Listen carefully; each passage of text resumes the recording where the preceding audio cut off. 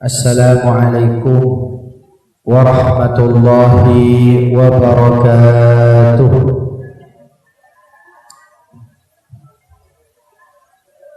Alhamdulillahi ala kanzil atiyah. Alhamdulillahi ala khairil bariyah. Alhamdulillahi ala mujlil zulmah. Allahumma salli ala Sayyidina Muhammad wa huwa sahibu syafa'ah. Allahumma salli ala Sayyidina Muhammad wa huwa sahibul mu'jizah. Allahumma salli ala Sayyidina Muhammad wa huwa sahibul bayanah wa ala alihi wa ashabihi wa man walah wa la hawla wa la quwwata illa billah. Wa ba'da, para alim, para ulama, para masyayikh, para tokoh masyarakat, hadirin hadirat yang dirahmati oleh Allah Subhanahu wa taala, wabil khusus kepada abna zurriyah daripada almarhum wal maghfurlah Kiai Haji Nahrawi Nasir. Beliau adalah keluarga besar, pendiri, muassis daripada Pondok Pesantren As-Sultan II. Yang kami hormati pula Kepala Madrasah Agus Muhammad Khairi, jajaran panitia, segenap wali santri, tenaga edukatif, anak-anakku para santri yang dirahmati Allah Subhanahu wa taala. Tadi saya mendengar beberapa poin yang disampaikan dalam sambutan. Yang pertama adalah alhamdulillah acara ini terselenggara karena dukungan masyarakat, dukungan wali santri. Terlebih dukungan tersebut merupakan sebuah sumbangsih sumber daya masyarakat yang dikhususkan untuk mengholi, yang dikhususkan untuk mengirimkan pahala-pahala kepada leluhur yang telah wafat. Saya tadi berbincang, banyak daripada alumni, banyak daripada masyarakat, wali santri yang kemudian menyodorkan sumbangan untuk ditawassuli. Bukankah begitu? Maka kemudian saya teringat kepada kisah daripada Sayyidina Imam Hasan Al-Basri, bahwa suatu hari Imam Hasan Al-Basri didatangi tamu yang menangis karena rindu kepada keluarganya yang telah meninggal dunia. Maka tamu tersebut dawuh kepada Imam Hasan Al-Basri, "Wahai Imam." Imam Hasan Al-Basri adalah sayyidut tabi'in. Maka beliau mengatakan, "Wahai Imam, saya rindu kepada keluarga saya yang telah meninggal dunia. Mohon beritahu kepada kami bagaimana caranya berjumpa walaupun lewat mimpi." Maka kemudian daripada Imam Hasan Al-Basri mengatakan, "Jika engkau rindu kepada keluargamu yang telah meninggal, maka silahkan engkau sholat hajat. Setelah rakaat pertama membaca Fatihah, bacalah surah Alhaakumut Takatsur hatta zurtumul maqabir. Ketika tiba pada lafaz al-maqabir, maka ingatlah leluhur yang wafat. Maka sebutlah leluhur yang wafat. Misalnya zurriyah, putra-putri daripada almarhum Kiai Nahrawi ingin berjumpa dengan ayahanda beliau, maka ketika membaca Alhaakumut Takatsur hatta zurtumul maqabir, hadirkan wajah beliau, sebut namanya." Maka Imam Hasan Al-Basri mengatakan, "Insyaallah setelah engkau tidur, engkau akan bermimpi daripada yang dimaksud." Maka kemudian ayah ini rindu kepada keluarganya. Kebetulan yang dirindui adalah putrinya yang telah meninggal. Setelah membaca Alhaakumut Takatsur hatta zurtumul maqabir, sama rakaat pertama dan rakaat kedua, tiba-tiba benar dia bermimpi daripada putrinya. Namun dia tidak tega. Ini seorang yang bermimpi ini tidak tega karena ternyata putrinya di alam mimpi beliau datang dalam keadaan wajah yang sedih, dalam keadaan baju yang compang-camping seperti bekas dicambuk, dalam keadaan wajah yang tidak gembira, dalam keadaan bau yang busuk teramat. Maka kemudian daripada ayah ini mengatakan, wahai putriku, mengapa engkau demikian? Maka baumu busuk, mengapa wajahmu tidak bahagia, mengapa bajumu hancur seperti ini? Maka kemudian putrinya mengatakan, wahai ayah, sesungguhnya saya diazab di dalam kubur kulla yaumin sab'ina azaban. Saya diazab di dalam kubur setiap hari 70 siksaan, 70 azab. Maka wahai ayah, tolonglah saya. Tolonglah saya. Betapa saya tidak kuasa menerima derita di alam barzah ini. Maka ayah ini kemudian kaget daripada mimpinya, bangun daripada tidurnya, dan langsung sowan kepada Sayyidina Imam Hasan al-Basri dan mengatakan, wahai Imam, saya tidak ingin berjumpa putri saya lagi. Kenapa? Bukankah engkau rindu kemarin? Kenapa hari ini tidak ingin berjumpa? Maka ayahnya mengatakan, saya tidak ingin berjumpa karena tidak tega melihat anak saya, putri saya wajahnya hancur, putri saya disiksa, putri saya baunya membusuk sebagaimana bangkai. Maka kemudian Sayyidina Imam Hasan al-Basri dimintai tolong. Wahai imam, wahai kiai, tolong dengan pangkat kedekatanmu kepada Allah Subhanahu wa taala, bebaskan putri kami daripada siksa ini, daripada adab 70 adab setiap malam ini. Ringkas cerita, Sayyidina Imam Hasan al-Basri kemudian sholat juga. Setelah membaca Fatihah, membaca Alhaakumut Takatsur dan membayangkan daripada fulan, menyebut nama perempuan tadi. Ketika malam kedua bermimpi, malam pertama ayahnya bermimpi, hari ini malam kedua bermimpi, apa yang hadir di alam mimpinya? Masya Allah, ternyata putrinya itu datang ke alam mimpi Sayyidina Imam Hasan al-Basri, wajahnya munawwarah, wajahnya terang benderang, baunya harum semerbak kasturi, bajunya menggunakan malabis, menggunakan baju-baju yang baik, bahkan min taji Rasulullah sallallahu alaihi wasallam. Terdapat mahkota daripada Nabi Muhammad. Maka Imam Hasan al-Basri kemudian bertanya, wahai fulanah, apakah benar engkau adalah anaknya Bapak Fulan bin Fulan? Labbaik, benar. Tapi kenapa tadi malam ayahmu bermimpi engkau disiksa, sedangkan malam ini engkau mendapatkan sebuah kenikmatan dari Allah dengan bau yang harum, dengan penampilan yang bercahaya, dan dengan pakaian yang sangat indah? Bukankah engkau disiksa tadi malam sebanyak 70 adab? Maka perempuan mengatakan, benar wahai Imam Hasan al-Basri, semenjak saya dikubur sampai malam ayah bermimpi, saya disiksa setiap malam 70 adab. Namun setelah ayah kami terbangun daripada tidurnya, esok hari beliau mengundang tetangga di depan rumah, beliau mengundang tetangga di belakang rumah, beliau mengundang tetangga di samping kanan kiri rumah. Kemudian salah satu di antara mereka menyebut nama saya, artinya ditawassuli. Kemudian salah satu di antara mereka membaca istighfar, astaghfirullahaladzim. Maka satu siksa dari Allah dicabut dari kubur saya.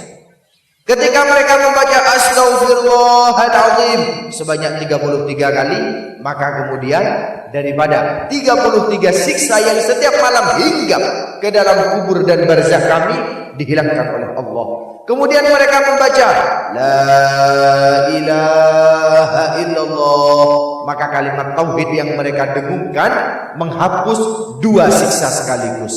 Sehingga ketika mereka melaksanakan pembacaan istighfar dan kalimat tauhid, hilang semua daripada siksa-siksa yang menimpa kami.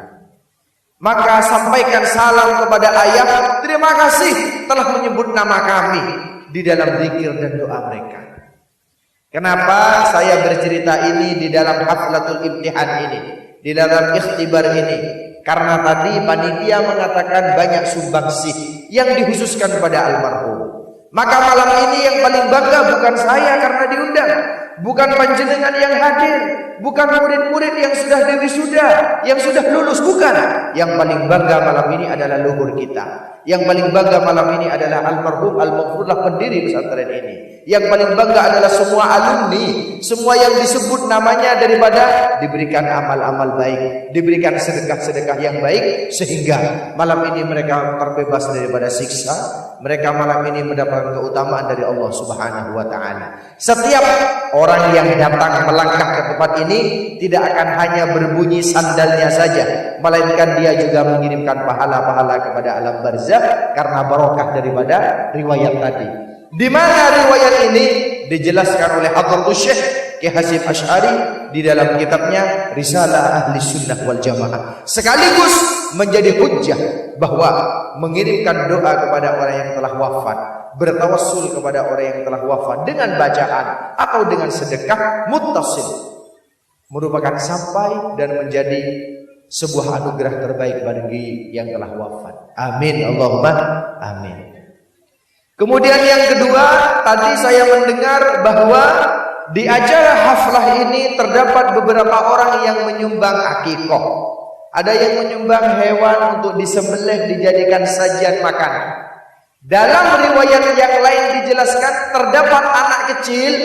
Anak kecil ini kemudian keluar masuk daripada surga. Dia masuk ke surga, keluar lagi, masuk lagi, keluar lagi, masuk lagi. Sampai beberapa kali anak kecil ini keluar masuk, maka akhirnya daripada malaikat Ridwan yang menjaga surga bertanya, "Ya ayyuhat tifl, wahai anak kecil, kenapa engkau keluar masuk daripada surga?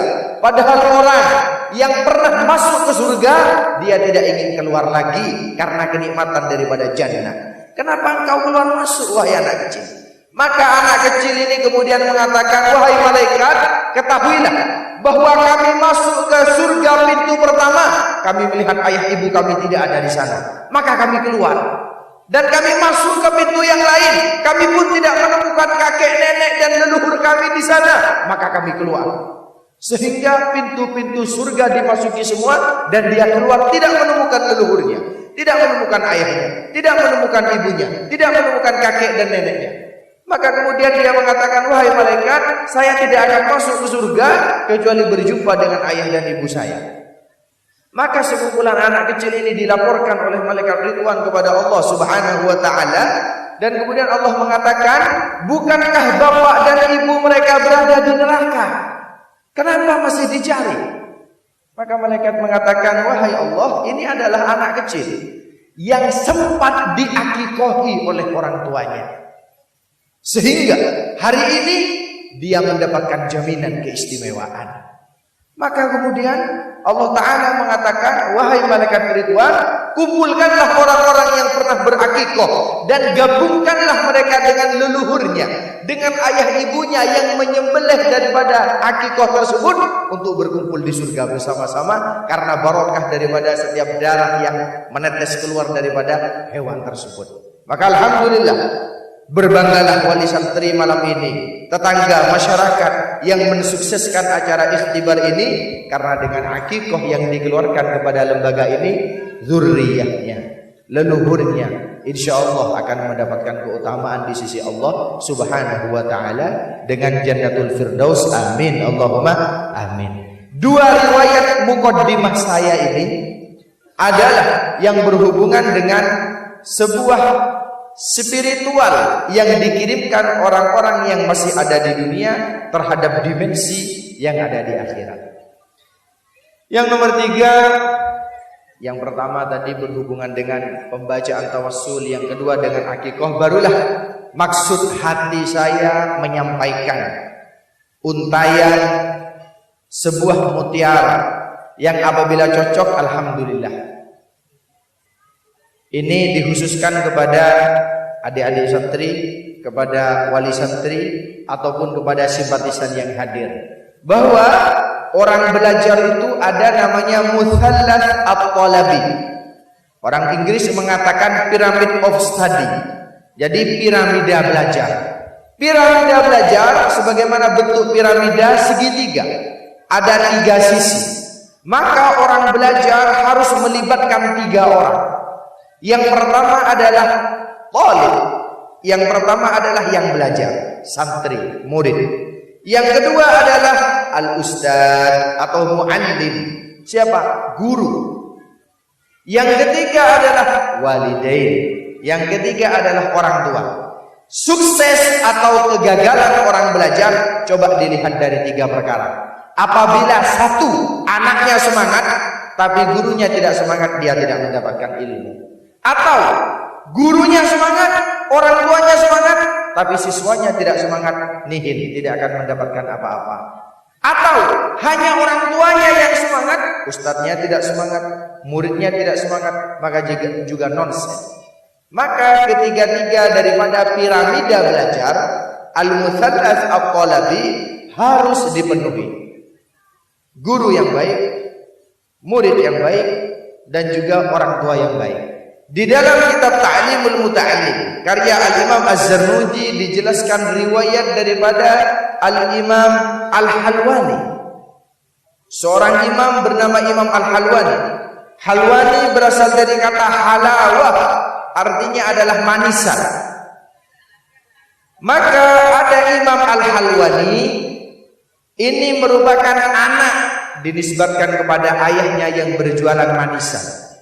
Al-Halwani adalah anak daripada pedagang manisan. Karena setiap hari daripada pedagang ini di pasar menjual manisan. Ketika dia berhasil menjual, maka disisihkan sebagian daripada yang dia dapat untuk diberikan kepada guru anaknya. Disisihkan sebagian lagi diberikan kepada ustadz yang mengajar daripada anaknya. Hari Senin misalnya, ketika dia sukses, ketika dia berhasil di pasar, maka diambil daripada hasilnya dan disedekahkan kepada guru anaknya dan mengatakan, tolong doakan anak saya supaya menjadi pribadi-pribadi yang baik. Maka dengan demikian setiap hari, Senin suan kepada ini, Selasa kepada ini, Rabu kepada ini, sampai 1 minggu tidak pernah terlewat daripada hari-harinya kecuali bersedekah kepada guru daripada putranya. Maka akhirnya dilahirkanlah putranya yang bernama Imam Al-Halwani menjadi a'immah, menjadi pemimpin daripada para imam karena sebuah kedermawanan daripada orang tuanya. Ini yang sulit zaman sekarang. Ini yang sulit saat ini. Syekhina Muhammad Khalil bin Abdul Latif ketika mondok berada di Banyuwangi, maka beliau setiap hari berkhidmah kepada gurunya setelah mengaji, naik ke atas pohon kelapa. Setiap hari 80 kelapa. Setiap hari beliau Syekhuna Khalil menaik daripada 80 kelapa dan diberi upah oleh masyarakat. Diberi upah termasuk oleh gurunya karena hasil daripada memanjat kelapa. Setelah dikumpulkan daripada uang sen yang dia dapat saat itu, maka kemudian uangnya dihaturkan kepada sang guru. Karena gurunya belum haji, gurunya belum ke Baitullah, diserahkan oleh Syekhuna Khalil. Ini adalah jerih payah kami selama 4 tahun berada di Banyuwangi. Silahkan panjenengan gunakan untuk berangkat ke Baitullah. Kenapa kamu demikian wahai Khalil? Karena kami kiai ingin memberangkatkan panjenengan yang belum menunaikan ibadah haji. Ini murid zaman dahulu. Syekhuna Khalil mondok di Sidogiri. Alhamdulillah putra putri daripada pengasuh daripada almarhum ini semua ada di pesantren Sidogiri. Syekhuna Khalil ketika mondok di Sidogiri berguru kepada Kiai Nur Hasan. Beliau dari keraton mengendarai delman. Beliau dari keraton Mempadokar Nuhuran. Ketika mengendarai delman, melihat kuda yang dia tumpangi dan bertanya, wahai Bapak Kusir, ini kudanya bagus sekali. Dari mana ini kudanya? Maka sang kusir menjawab, ini adalah kuda-kuda andalan yang didatangkan khusus dari kota Bima. Maka Syekhuna Khalil langsung meloncat daripada delman tersebut. Syekhuna Khalil meloncat daripada dokar tersebut. Kemudian sang kusir berkata, kenapa engkau meloncat wahai santri? Kenapa sampean meloncat? Maka kemudian Syekh Nawawi mengatakan, ketahuilah bahwa kuda guru saya, kuda Kiai Nur Hasan juga berasal dari Bima. Saya khawatir kuda yang kau miliki masih sepupu atau adik daripada kuda milik guru saya. Meloncat daripada itu. Kenapa? Khawatir tidak memiliki rasa tawadhu kepada guru. Adapun murid hari ini, alhamdulillah, sepeda motor gurunya dipinjam semua. Bahkan bukan hanya dipinjam, setelah dipinjam 5 menit kembali lagi. Ditanya oleh gurunya, kenapa kembali? Dia mengatakan, bensinnya habis Ustaz, tolong diisi lagi. Syekh Nawawi luar biasa. Kiai Nur di Bangkalan ada seorang kiai bernama Kiai Nur Muhammad Anwar Nur. Beliau adalah santri daripada pondok pesantren Siwalan Panji Buduran. Diutus oleh kiainya untuk mengirimkan surat ke Bangkalan. Maka kemudian gurunya berkata, tulih bermangkat ke Bangkalan ngibe surat pada Pak Syekh Nawawi, ngibe surat. Maka kemudian apa yang dia dapat? Dia kemudian mengambil kudanya tapi membawa, bukan menaiki daripada kudanya. Setelah ditanya, kenapa engkau 3 hari belum datang-datang? Maka sang murid mengatakan, karena kuda milik panjenengan Kiai, setiap kali ada lapangan rumput pasti berhenti mampir makan. Dan saya khawatir membuat panjenengan sakit ketika saya menarik kuda panjenengan. Masya Allah. Padahal yang dimaksud dengan bawalah kudaku disuruh dikendarai. Inilah ketawaduan zaman dahulu yang tidak dimiliki hari ini. Allahumma salli ala Sayyidina Muhammad. Allahumma salli wa sallim wa barik ala Sayyidina Muhammad. Sayyidina Abbas radhiyallahu anhu wa arda adalah paman Nabi Muhammad. Tapi Sayyidina Abbas yang masih muda, ketika beliau menaiki kuda dan berjumpa dengan sahabat senior Abu Bakar dan Umar ataupun Utsman, maka beliau meloncat daripada kudanya. Ditanya oleh sahabat yang lain, kenapa kau meloncat dari kudamu? Karena kami melihat senior kami berada di sana. Maka kami tidak ingin senior kami berada di bawah dan kami berada di atas. Padahal Sayyidina Abbas, paman Nabi Muhammad. Kemudian daripada sahabat-sahabat yang sudah sepuh, Abu Bakar, Umar, Utsman, ketika beliau menaiki unta dan melihat remaja yang bernama Abbas tadi sedang berjalan, mereka pun saling meloncat daripada untanya dan mengatakan, kenapa engkau meloncat wahai Sayyidina Umar, Sayyidina Abu Bakar? Karena kami melihat paman Rasulullah berada di bawah. Ini luar biasa, Masya Allah. Akhlak daripada orang terdahulu menghadapi guru-gurunya. Akhlak orang terdahulu menghadapi orang tuanya, yang sangat luar biasa. Para hadirin hadirat yang dirahmati Allah Subhanahu wa taala, lembaga ini tidak akan besar seperti ini. Madrasah di sini tidak akan pernah muncul mercusuar yang sangat istimewa kecuali karena di dalamnya terdapat rasa tawadhu daripada guru. Coba kita lihat di dalam samudra atau di lautan. Sesuatu yang tenggelam di dalam laut pasti dicari. Apa contohnya? Mutiara. Mutiara terdapat di dasar lautan. Ikan-ikan terdapat di dasar lautan. Maka mutiara dan ikan itulah yang dicari oleh para nelayan. Sedangkan yang mengambang di atas tidak akan pernah dicari. Karena yang mengambang itu adalah orang yang sok dan juga orang yang memperlihatkan dirinya. Apa itu? Itu yang warnanya kuning. Itu kan sering berada di atas, tapi dia tidak pernah dicari-cari. Murid yang baik, guru yang baik, orang tua yang baik akan menyembunyikan daripada sifat ketawaduannya, tidak ingin muncul di atas. Sebagaimana kerang yang dicari karena dia di bawah, bukan sebagaimana sesuatu yang tidak elok dan mengambang di atas, yang tidak pernah dicari, bahkan dibuang oleh orang-orang yang melihatnya. Para hadirin yang dirahmati Allah Subhanahu wa taala, saya tadi menyampaikan kepada Agus Muhammad Heri, saya akrab memanggilnya Heri, walaupun nama panjangnya adalah Khairi. Karena ini termasuk teman kecil saya ketika berada di Purworejo. Maka lidah saya masih akrab mengatakan Heri bukan Khairi. Orang Madura kan cenderung Abdullah jadi Dullah gitu. nama-nama baik seperti Khairi digeser menjadi Heri. Maka kemudian para hadirin hadirat yang dimuliakan Allah, saya menyampaikan insyaallah setelah ini akan rawuh guru kami, akan rawuh seorang mubaligh dari Banyuwangi yang menyampaikan nasihat-nasihat yang baik. Adapun saya hanyalah masa transit saja, menunggu beliau rawuh. Tapi kalau beliau belum rawuh jam 9, saya pamit undur diri dulu.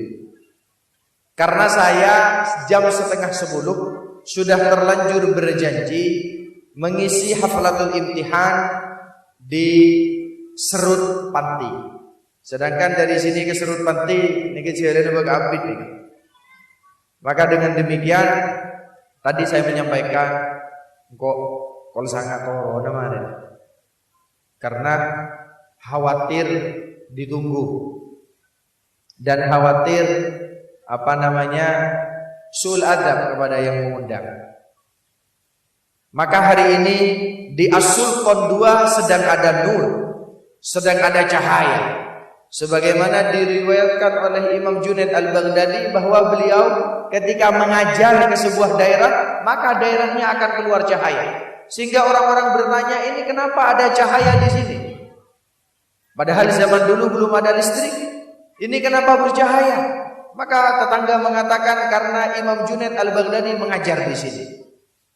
Dan tamu tersebut mengatakan, kenapa setiap saya keluar ke lorong-lorong kampung, ternyata di lorong-lorong kampung terdapat cahaya-cahaya kecil lain.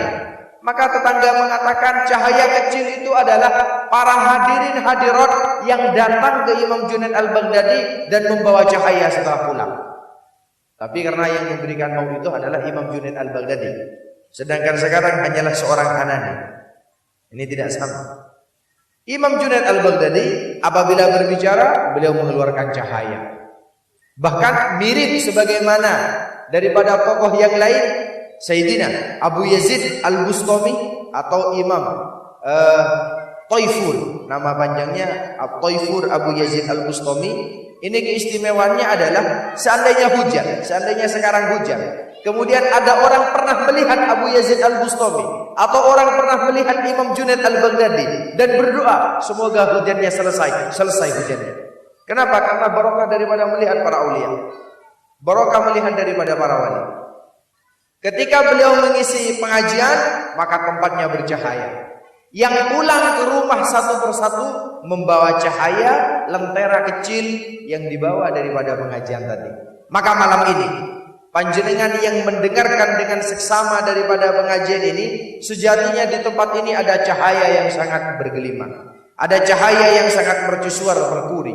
Panjenengan yang pulang satu persatu wali murid, simpatisan, hadirin, tetangga dan famili sebenarnya pulang membawa cahaya. Namun oleh Allah pandangan mata kita masih tidak sama dengan daripada periode Al-Imam Junaid Al-Baghdadi ataupun Abu Taifur Abu Yazid Al-Bustami.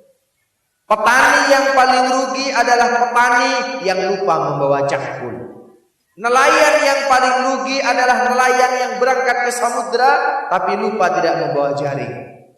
Guru yang paling rugi adalah guru yang berangkat ke sekolah lupa tidak membawa alat mengajar. Maka hadirin hadirat yang paling rugi mengaji pada malam ini adalah mereka yang tidak membawa pulang kebaikan daripada pengajian ini. Mereka yang tidak membawa pahala daripada pengajian ini. Ahli kuburan itu saling bertanya. Direkam di dalam sebuah ayat, a'udzubillahi minasyaitonirrajim. Daripada ayat mengatakan ahli kubur saling bertanya, saling menanyakan informasi, saling bertukar pendapat, saling bertanya siapa yang telah mengirim, siapa yang telah memberikan kebaikan. Mereka saling bertanya. Maka leluhur kita hari ini sedang ditanya dan sedang bertanya, kemanakah anakmu hari ini? Oh, dia sedang datang ke pengajian. Maka mereka mendapat kesejukan. Dalam sebuah kisah, inilah yang dibanggakan oleh ahli kubur ketika melihat anak-anak soleh zuriyah daripada anak ataupun cucunya datang ke tempat-tempat yang baik, hadir ke majelis-majelis ilmu sehingga membawa kebaikan bagi yang ada di alam barzakh. Allahumma shalli ala sayyidina Muhammad. Di samping kita terdapat beberapa orang yang berjualan popes, berjualan pentol. Kenapa mereka datang ke tempat ini?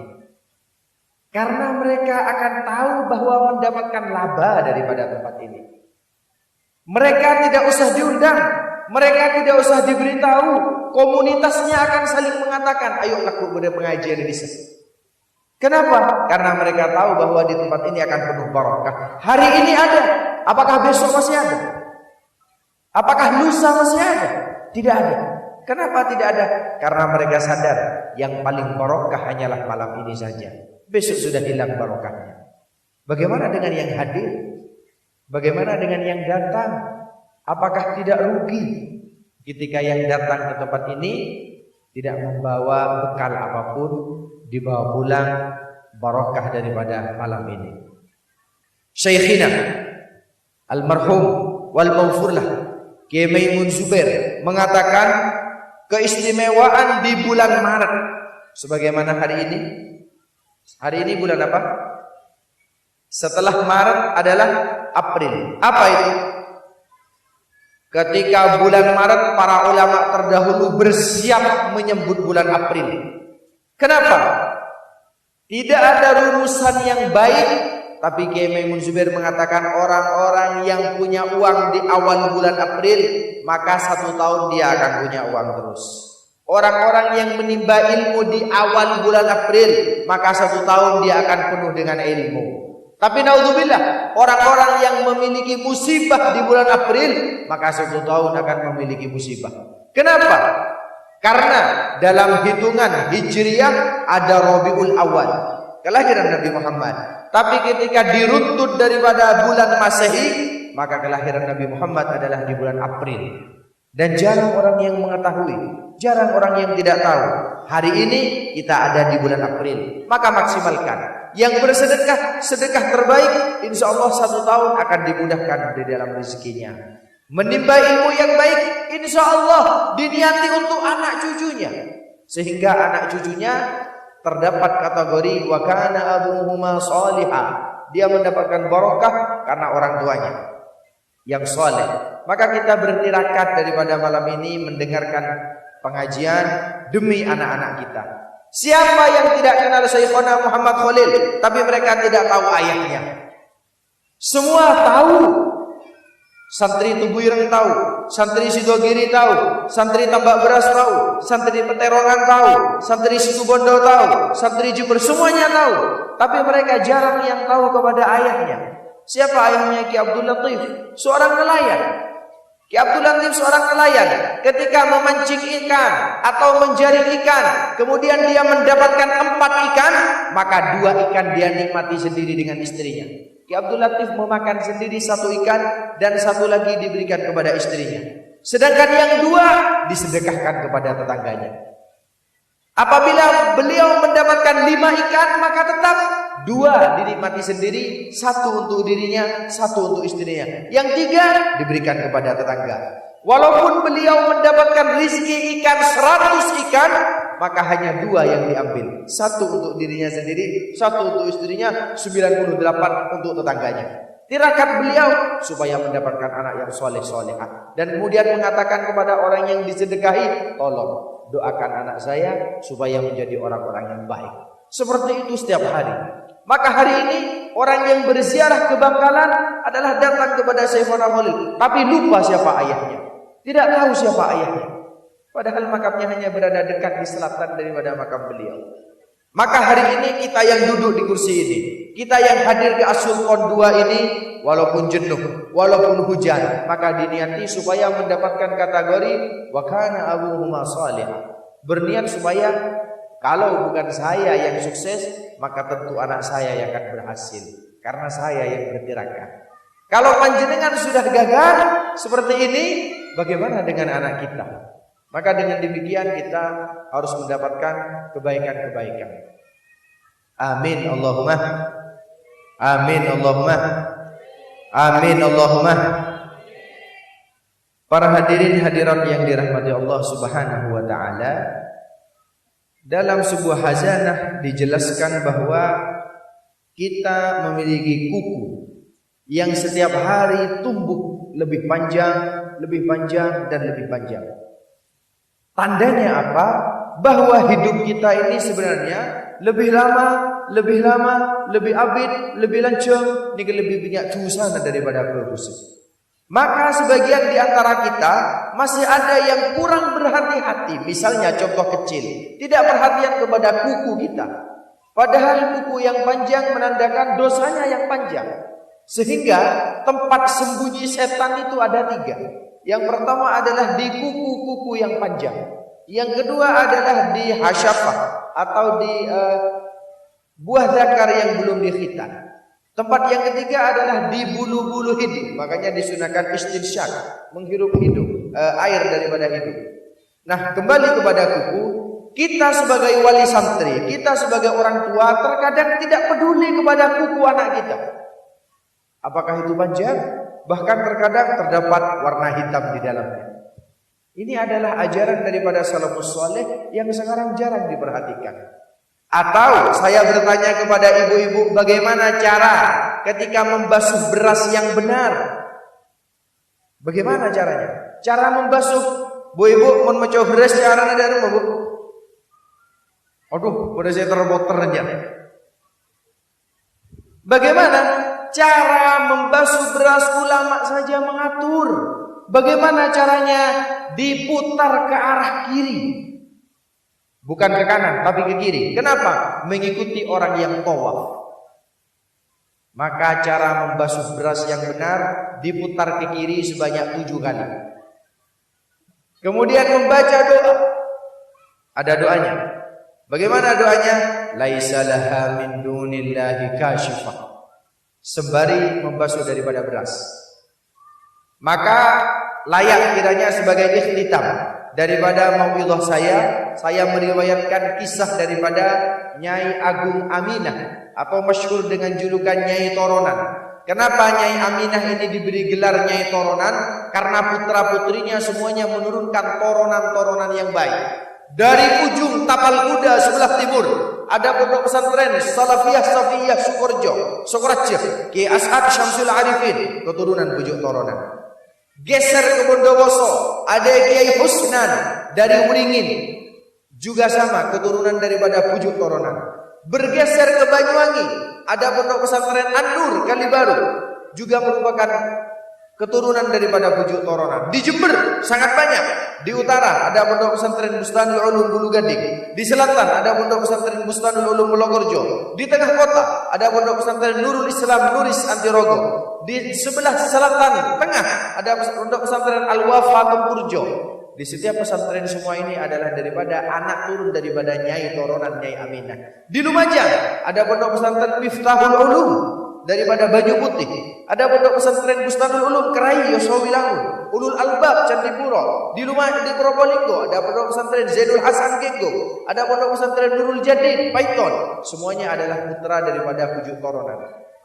Kenapa menurunkan dzurriyyah yang baik? Kenapa menurunkan keluarga-keluarga yang baik? Karena Nyai Aminah Pujuk Toronan sebelum memasak, ini perhatian kepada ibu-ibu. Sebelum memasak, maka beliau mengambil berasnya pas buang ya dan terima. Berasnya kemudian dilempar ke depan rumahnya, dipilih satu persatu sambil membaca la ilaha illallah. La ilaha illallah. La ilaha illallah. Kira-kira kalau satu kaston sesebluk maca la ilaha illallah berapa kali? Kalau langsung la ilaha illallah, la ilaha illallah sampai selesai. Ketika sudah selesai dan dimasak, maka kemudian mengatakan beliau kepada Allah Ta'ala dalam doanya, ya Allah, yang makan daripada nasi ini jadikanlah orang-orang baik di masanya, jadikanlah orang yang terbaik. Alhamdulillah ya Rabbul. Allahumma salli ala Sayyidina Muhammad.